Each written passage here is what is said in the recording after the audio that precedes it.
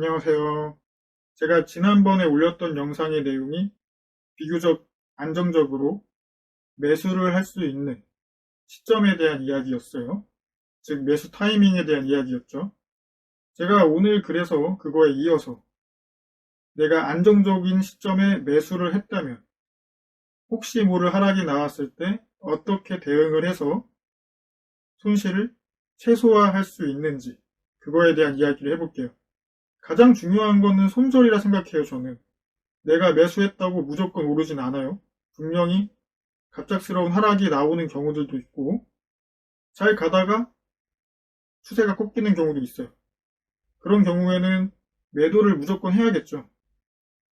그렇게 해서 손절을 보든 익절을 하든 해야 되는데, 그 중에 가장 중요한 거는 손실을 최소화하는 거라고 생각하기 때문에 이 영상을 올리는 거니까요.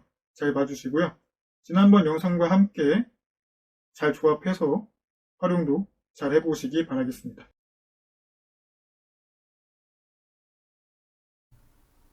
조정 이후 반등 시점에 안정적으로 매수를 한 이후에 어떻게 대응을 하면 좋은지 이야기를 해볼게요. 두 가지 방법을 이야기할게요. 첫 번째 방법은 전저점을 기준으로 대응을 하는 방법이고요. 두 번째는 이동평균선을 활용하는 건데요. 근데 이거는 설명이 좀 필요해요. 캔들이 이동평균선보다 높은 위치에 있고 이동평균선은 전저점보다 높은 위치에 있는 경우 이동평균선을 기준으로 대응하면 조금 더 수월하게 대응을 할 수 있어요. 첫 번째 그림 볼게요. 좋은 모습을 보이다가 조정이 한번 오고 반등이 나왔죠. 여기서는 좋은 상승이 나왔지만 그러지 않는 경우도 있어요. 그런 경우 반등이 나오기 전에 저가 여기요. 여기를 기준으로 여기를 잘 지킬 수 있는지 없는지, 만약에 여기를 지키지 못하고 내려간다 그러면은 손절을 하는 게 좋겠죠. 이 이야기를 하는 거예요. 그리고 옆에 그림 볼게요. 이 파란 선이 이동평균선이에요. 여기서 반등이 나오고 또 조정 이후에 반등이 나왔죠. 근데 여기 잘 보면은 전저점보다 이동평균선이 위에 있어요. 이런 경우 이 이동평균선을 기준으로 손절을 하면은 조금 더 적은 손실을 볼 수 있겠죠. 전저점으로 하는 것보다는. 그런 이야기를 하는 겁니다. 그럼 이제 차트를 가지고 설명을 해볼게요. 지금 보이는 차트는 한샘이라는 종목의 차트예요. 여기 빨갛게 네모친 부분을 볼게요. 좋은 흐름을 보였었죠. 그러다가 조정이 나왔어요. 이후 반등하는가 싶었는데 이렇다 할 상승이 나오지 못하고 이렇게 하락해 버렸습니다.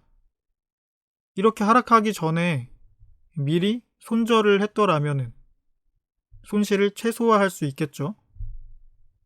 어떻게 했어야 했을까요? 조정이 왔을 때 반등이 나왔잖아요. 그러면은 얘의 저가가 이제 전저점이 되는 거예요. 반등을 했으니까요. 그래서 이 전저점 여기를 기준으로 잡는 거죠.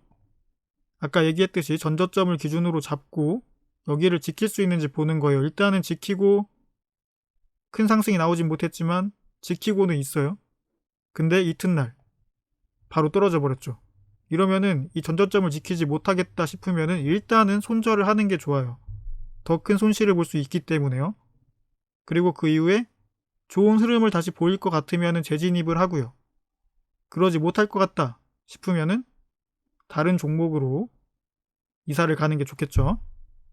여기 보면은 여기는 그래도 꽤 괜찮은 모습이 한 번 더 나와줬지만 여기서는 그러지 못했거든요. 여기 지키지 못하고 그냥 확 내려가 버렸죠. 이런 경우도 올 수 있기 때문에 일단은 전저점을 지키지 못했다 그러면은 손실을 최소화하려 손절을 하는 것이 유리합니다. 이번에는 같은 종목의 차트로 이동평균선을 어떻게 활용하면 좋은 대응을 할 수 있는지 이야기를 해볼게요. 여기 네모 부분을 볼게요. 제가 여기서 볼 거는 21선, 이 노란 선이에요. 이 노란 선이 21선이거든요. 이 선을 볼 거예요. 여기 보면은 이 선 잘 지키고 좋은 모습을 보였었죠. 그런데 조정이 한번 오고 반등이 나오는가 싶었지만 이렇게 좋지 않은 모습을 보여버렸어요. 이런 경우 빠르게 손절을 해야겠죠. 더 큰 손실을 보지 않기 위해서요. 어떻게 했어야 했을까요? 여기서는 전저점보다는 이동평균선이 조금 더 높은 데 있어요. 아주 조금 더. 이동평균선을 기준으로 손절을 했더라면 조금 더 빠르게 손절을 하고 더 적은 손실을 볼 수 있었겠죠. 그리고 그 이후에 큰 손실도 막을 수 있을 거고요.